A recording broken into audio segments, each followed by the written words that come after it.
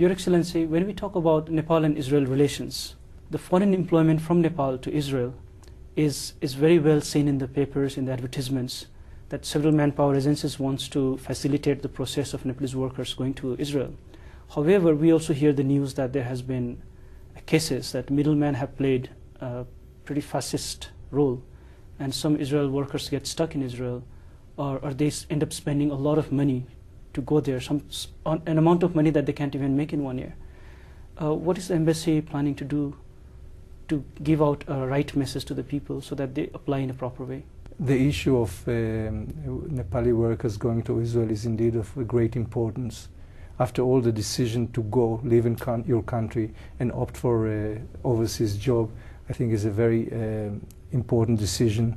And this is a message that the embassy is trying with some other friends in Nepal, like Power Key Organization and UNIFEM, try to explain to the workers that before you decide that, oh yes, I want to go to Israel because I work a lot of money, think what does it mean to be away from your country, your culture, your family, living in a totally different environment, speak another language, be with strangers.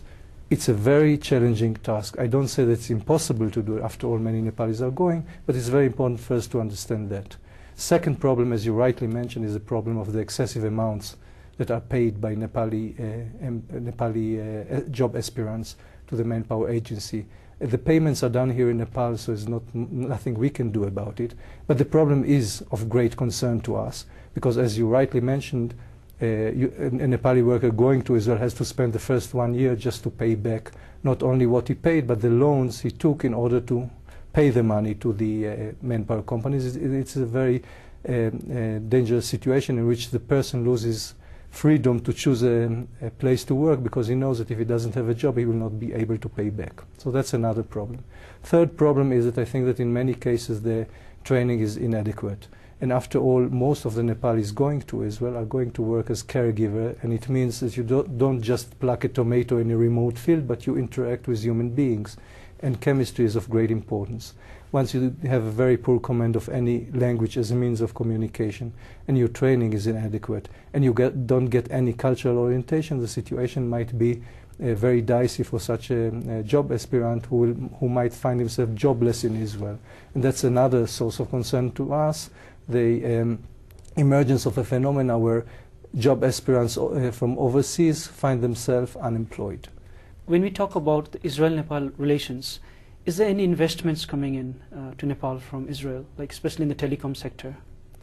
I don't think that investments are coming at the moment to Nepal in the field of telecom. However, a growing number of Israeli telecom companies are showing greater interest in Israel, and obviously as the Embassy of Israel we welcome it.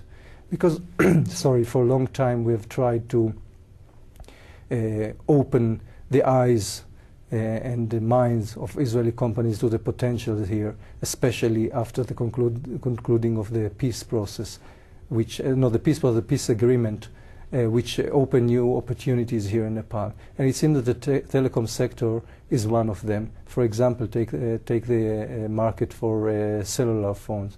You can see when you go in the streets of Kathmandu, every youth holding at least one mobile. It's so much in demand, while in other countries the market has come to a point of almost full saturation. So in this regard, I think Nepal is a great potential, and Israeli companies very much looking to explore this market. After all, you have also market for satellite phones, and Israeli companies are leading in this field. So I hope that there will be a spillover effect to other fields in Israel once the telecom sectors show more interest, that also other companies from different fields will also see the potential that is in Nepal. The security system in Nepal has pretty much weakened in recent years, despite the fact that our army and police were one of the fantastic ones in the South Asia in the past. When we look at the global security system, Israel has one of the best security systems in the world.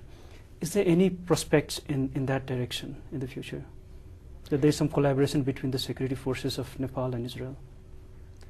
In the past, there was a flourishing security cooperation between the two countries. Israel highly appreciate the participation of Nepali troops in UN peacekeeping forces in Lebanon.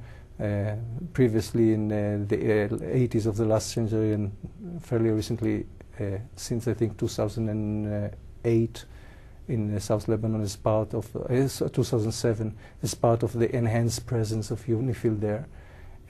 Israel is willing to cooperate with Nepal, and we are open to hear any request from the Nepali government that will be duly considered in Israel. Coming back to our initial talks, whenever there's a war, there's an old saying that both sides lose ultimately, even if one wins. Normally when we hear the news, we see the sophisticated military operations, we hear about the sophisticated weapons and plans that work, sometimes doesn't work.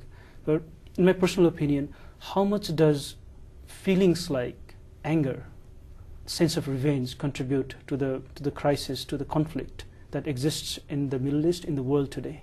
I think that the resort to war has never been an exercise in PR for the governments of Israel.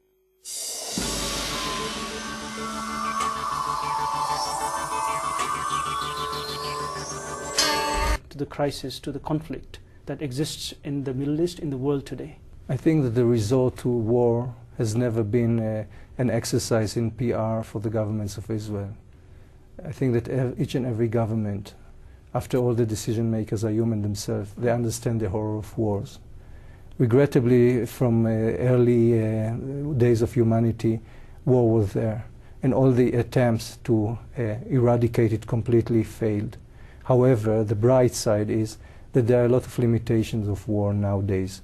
First, on the occasions that you are allowed to resort to war, and secondly, once you have the right to use war in self-defense, how to conduct your war.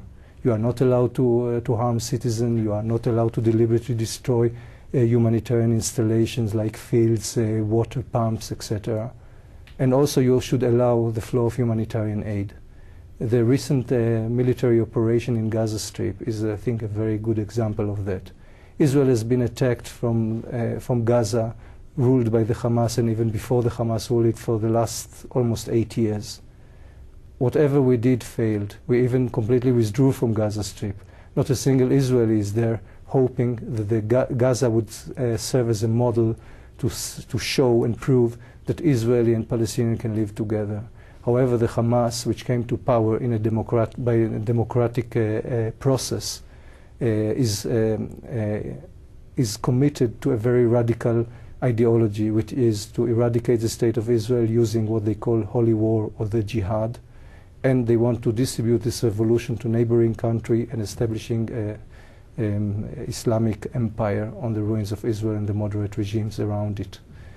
The problem is that Israel faced a situation in which a growing number of Israeli civilians found themselves under constant shelling of simple rockets, homemade rockets sometimes.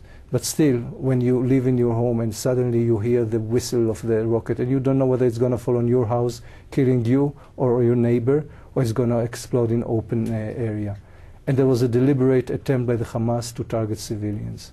And this, I think, the situation was not tolerated by Israel. And I think anywhere in the world you will not find a government that will tolerate it.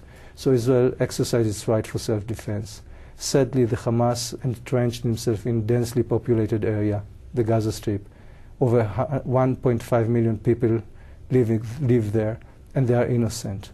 And they have to suffer the burden of the Hamas regime and the cynical use of humans as human shields. But even throughout the operation, Israel allowed flow of humanitarian aid, and during the last days of the operation even opened what we call humanitarian corridors in order to enable the population to have an access to the humanitarian aid, to get food, to get medical, because even if you bring it inside and there's shootings, then it's very hard to get the products. So we allowed that as well. And we do hope anyway that the solution to the problem, to any problem in the Middle East, will not be by war. War so you're hopeful. So you're hopeful. I'm very much hopeful, because I think that the lesson from this war for everyone, that by war you don't achieve anything. You can you have the right to defend yourself, you can handle a military challenge, but a political solution will never be achieved by military means.